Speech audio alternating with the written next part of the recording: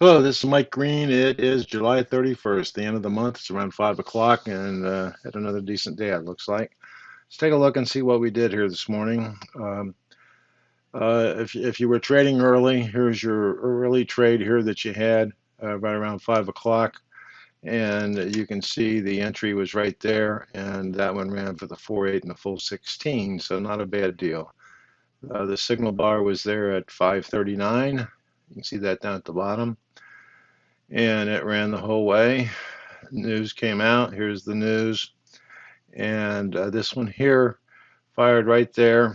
And entry was 2102.50. And it went up to 2103 and a quarter. And you didn't get filled, pulled back. You stayed in the trade because the bar stayed green. You came back up, got the 4 ticks, and the whole thing again. And this was right after the news, so not a bad deal. So we've had 2 wonderful trades. You're actually done for the day. Okay, this is you're coming into the 9 o'clock time frame, and I usually don't like to take those. Although the trade would have got you 2106.50.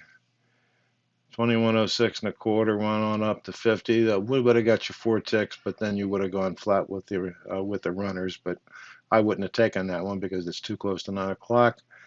You come right in there right after the open. You get your signal at right here on this bar right here, and you can see it. It's right at 9:33. The entry is at 2104.75, comes down, gets you the 4.8 and the 16, and you had 3 wonderful trades, and you're pretty much finished. I mean, you shouldn't be trading after this. Um, if you are, this one was a loser. You went in right here, and you can see on the very next bar you went out, and you would have had a loss on that one. You had a trade that fired at 10:09. Entry was 2102.75, and it went up to 03.50. Did not get the 4 ticks, and again, just like the other trade, it came down. It didn't take you out. The bar stayed green. You went on up, got your 4, your 8, and some more. So not bad. How many is that? 3 successful, but who's counting?